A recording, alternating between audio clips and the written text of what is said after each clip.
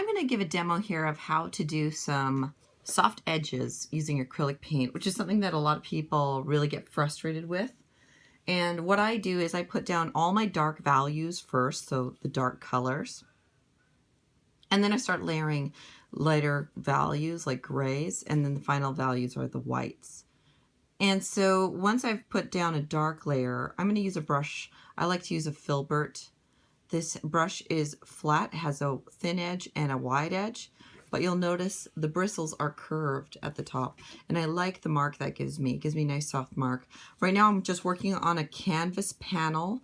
I've already painted something on it, so I can give you an idea of what I'm going to do here. But imagine I want to lighten this dark edge here and just make it a little bit lighter, but my paint is fully dry. I have no way of blending anymore. So what I'll do is I'll take a value lighter, so I'll take some black, and I'll add some white to it and mix those two together. And I push and wiggle my brush in the two colors. I turn it over and push and wiggle it again, because when I do that, I load the brush, but I also keep that paint thinner on the brush. So it's not super thick, it's really thin. And I might just wipe off any excess that I have, because what I want to do is I want to hold the brush fairly close to the canvas. It's actually parallel to the canvas right now. I can hold it overhand or whatever. And if I just lightly run it over the canvas and then just bring my brush up off the canvas at the end of the stroke, I just get this nice gradation. Now, once the brush really starts to dry out, now I can rub in some more of that gray along that bottom edge. So it's really important that you don't have it caked and thick paint up on the near the ferrule or ferrule, where that metal part is, where the bristles come out. So I want that brush dry. I don't want it wet with water. I just want paint, just pure paint on that brush.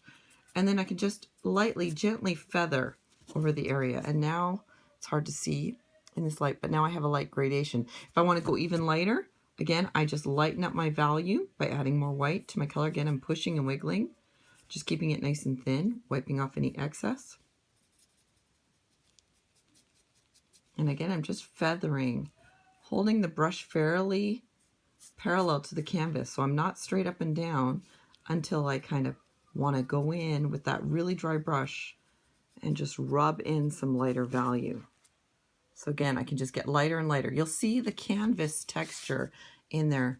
And so really think about the prep before you paint.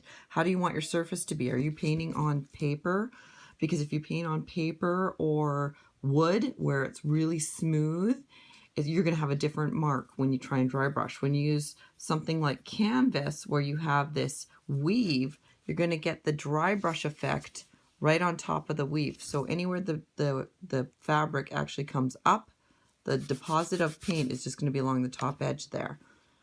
So if you're using a stroke, here's something else to keep in mind, like this, a round stroke, you're going to see that stroke. If you go straight, that's the stroke you're going to see with the dry brushing. So really think about the directionality of the stroke as you're working. So for example, in this painting I'm doing of a rose, if I have an area here that I want to lighten, I'll just get the right value. So let's lighten up my value a bit. And I might even need to wipe it off a little bit on my paper towel. I like using these blue shop towels. Then I'm just going to come in and I'm going to put the dry brushing in the same, using that same stroke direction of the petal, the direction of that value. So if I want to go even lighter, again, add more white. I'm going to just dab off my brush a little bit. And again, just dry brush right along that edge. Now, if my brush is really dry, I can use it more up and down. Otherwise, I've got to keep it fairly parallel to the canvas to make sure I'm not depositing too much white. And now it's quite a bit lighter on that one edge.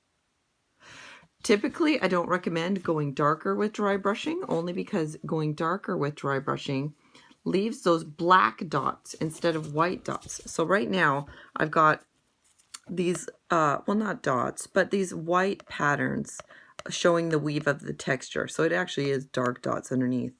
What I really want is I want that light to be bigger and to sit nicely on top of the dark.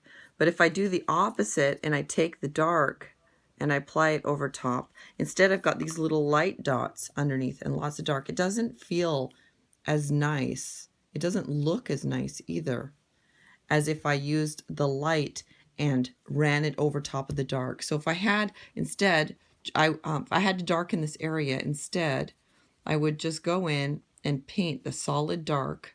So right now I'm just going to take the brush and wiggle it into those grooves to darken up that area.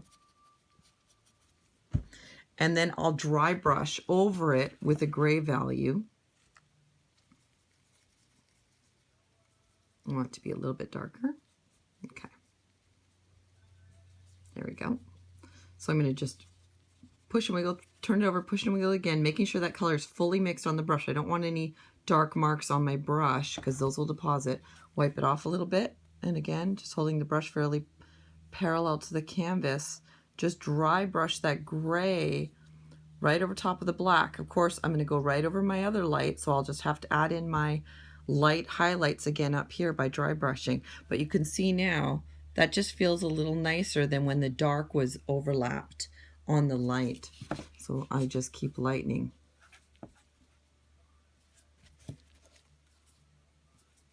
Again, push and wiggle. Turn the brush over, push and wiggle. Make sure that color's nice and mixed.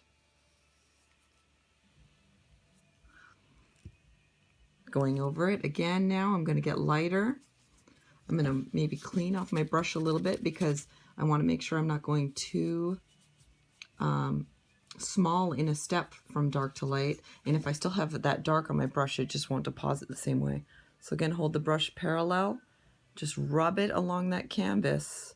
I'm using the thinner edge of the brush now to get a thinner mark. And so now I've got this nice transition from dark to light. And even if you can see all those dots in it from close up, from a distance,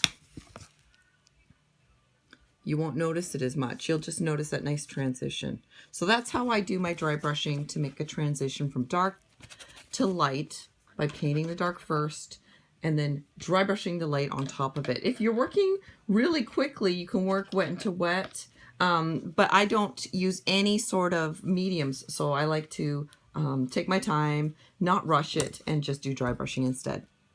Let me know if you have any questions. Thanks for watching.